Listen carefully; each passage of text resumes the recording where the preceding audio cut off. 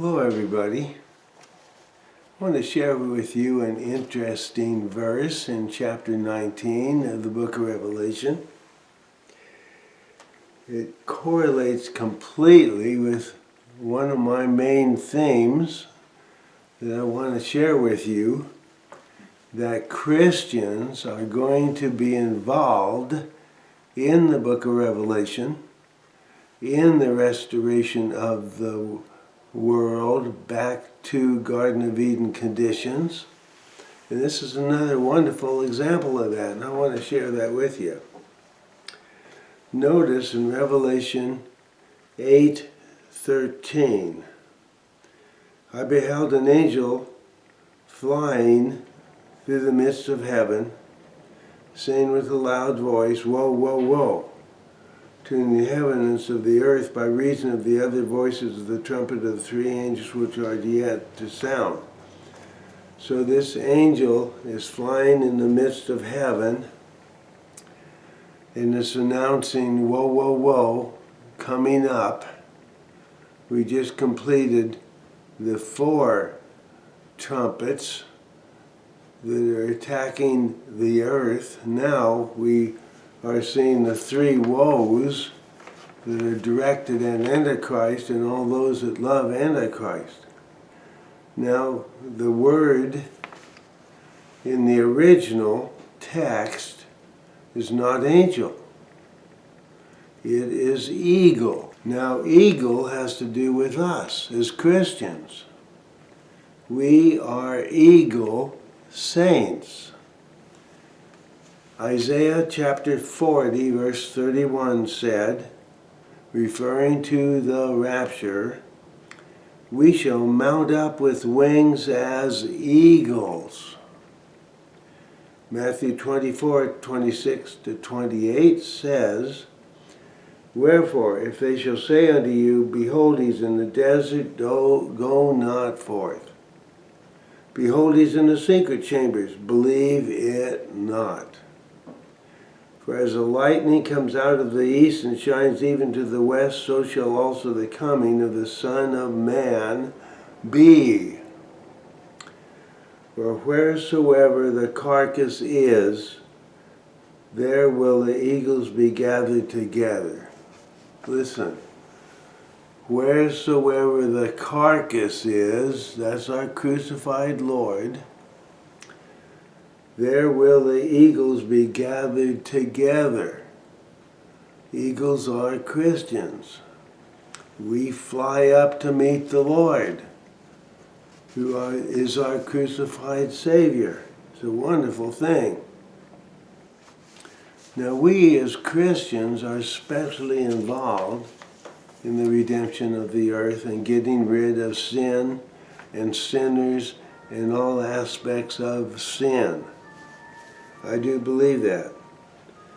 We are the people that have suffered at the hands of sinful people, sinful men, unjust men, children who have been sexually abused and abused physically from wayward, evil parents, have really suffered.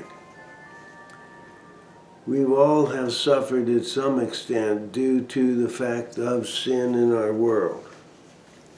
We also have a very wicked, misguided, sinful government that causes us grief all the time. So we are the people that have a special interest in taking care of sinners, wicked people, removing consequences of sin on the earth. So it's going to be like it should be. Now angels have never had such a life. Angels are holy beings, perfect beings, wonderful beings, but they never lived in an evil world, suffered the consequences of sin. They never had their tax dollars stolen from them every year by the government, almost bankrupting us. And then where does that tax money go? It goes to evil governments all over the world. It actually, Biden wants to send it to Hamas. He's angry that Hamas might be defeated. And they go, COVID-19 was established by our tax dollars, by a wicked government. And they give money to the PLO too, a very wicked organization. So examples of Christian involvement in the work of redemption in the book of Revelation are the four living ones. The Bible says four beasts, not beasts, four living ones, which supervise hundreds of Christians in their domain, all doing the work of God. The four horsemen consist of many Christians also. The tribulation saints are blowing the seven trumpets that we're reading about right now. Then John has a guide that's taking him around heaven that he falls down and worships, and he is corrected by the guide that tells him, no, don't do that. I'm a Christian just like you. And then we have eagle saints that we just talked about. So Christians are deeply involved in the book of Revelation. I want to show you a book that I'm in the process of reading right now. I hope you can see it. This is by John Burke. Imagine the God of Heaven. Recent book.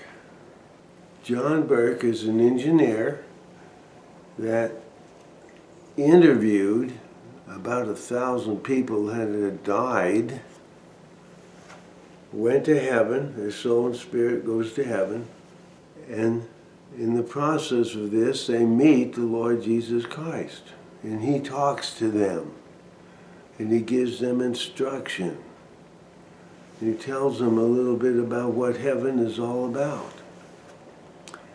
And then he says to them, he says several things. For people that have never really known anything about the Lord Jesus Christ, he says, I'm going to send you back to your body. Your job is to understand that I am the way, the truth, and the life, and no one gets into heaven without me. And your job is to know me by reading the Bible. So these people were sent back to their earthly body, and they really studied the Bible, and some of them became pastors. That's a wonderful thing. But the rest of us, Christians, who are killed in a horrible accident perhaps, or on the operating table, they die, we go to heaven too. And to us, and in the ones cited in this book, he says, I have a program for you. I have a plan for your life, and you have not completed that program. And they say, well, what? I don't know about a program. What is this program? His answer is, you are going to be sent back to your body. You're going to recover from whatever injury you had. And you're going to spend time fellowshipping with me and reading my word. And fellowship with the Lord Jesus Christ is prayer. So you're going to learn more of me, and you're going to be involved with very great prayer. And in that process, which is fellowship with me, you are going to be told what your program is going to be bit by bit, day by day, as you have fellowship with me. So this is really a wonderful book, and I really encourage every viewer to get a copy of it and to read it. It's all about heaven, and we're my videos are all about heaven also, so it does fit perfectly. Now, this book costs about $15 on Amazon.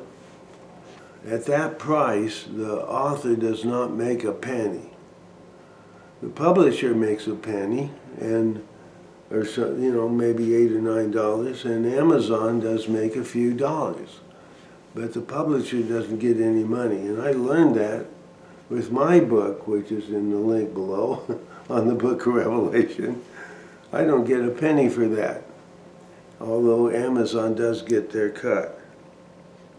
This is a wonderful book.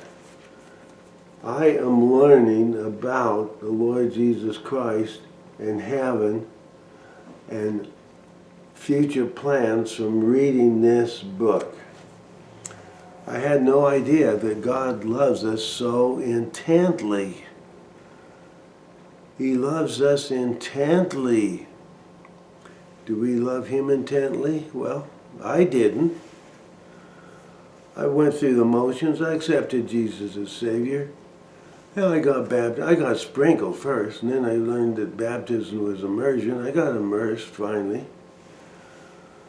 And then I go to church, and then I get married, and then I have children, and I start family devotions, and I start Bible study. Those are all wonderful things. But where's my love to the Lord Jesus Christ as a person who died on the cross, paid for my sins? That's a new thought to me. I need to learn to love the Lord Jesus Christ personally. And the way you show that love is through fellowship with Him. And fellowship with the Lord, in addition to Bible study, is prayer.